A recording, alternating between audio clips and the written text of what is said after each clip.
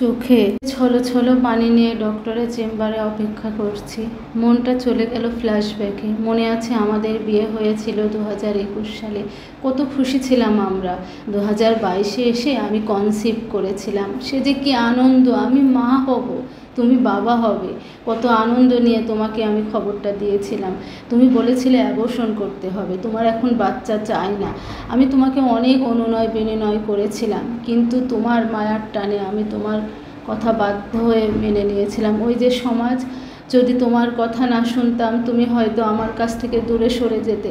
সেই সমাজই তো আমাকে বলতো যে আমার মধ্যেই কোনো ফল্ট, যার কারণে আমার হাজব্যান্ড আমার সাথে থাকে না।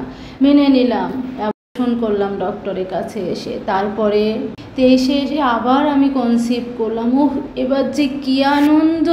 তোমাকে খবরটা আবার জানালাম, তুমি সেই রেগে গেলে কেন?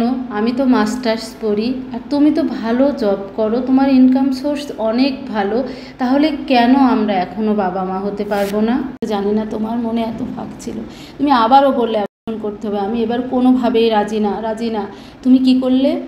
ওষুধ এনে আমার খাবারে মিশিয়ে দিলে। আমি সে ওষুধ খেয়ে আমার সে কি ব্লিডিং। তারপরে ডক্টরের কাছে গেলাম। ডক্টর বললো আর বেবিটা নাই, আমাকে ডিএনসি করতে হবে। করলাম। তারপরে শরীরে নানান জটিলতা দেখা দিল, আমার পিরিয়ডে ঝামেলা দেখা দিল। সে যে কি কষ্ট, অনেক ঝামেলা আমার লাইফে চলে আসলো। সব তো ফেস করছে আমি, তাই না? কিন্তু এই সমাজ যে তবু আমাকেই দোষারোপ দেয়। তুমি ধীরে ধীরে অন্য নারীতে আসক্ত হয়ে গেলে।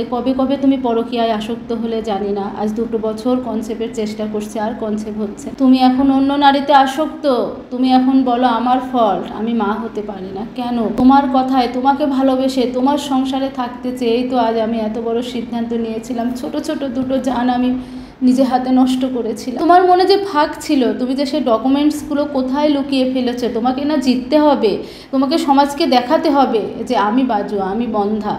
যার কারণে তুমি আজ এমন সিদ্ধান্ত নিয়েছো। আজ আমি বাধ্য হয়ে ডক্টরের চেম্বারে সেই ডকুমেন্টসগুলো নিতে। কি মার, কি অশান্তি তুমি আমার সাথে করো, এত মার আর সহ্য করতে পারি না। বাবা মা গিয়ে তোমার বাড়ি থেকে আমাকে নিয়ে এসছে। এখন আইনের আশ্রয় নিতে হবে। আইনের আশ্রয় নেওয়ার জন্য আমাকে এই সমাজে নিজেকে জাস্টিফাই করার জন্য ডক্টরের কাছে আসা লেগেছে সেই ডকুমেন্টসগুলো, যে আমি 2 বাচ্চা নষ্ট করেছি, তুমি আমার বাচ্চার হত্যাকারী। কিন্তু এই সমাজ কি তোমাকে কখনো দোষ দিবে?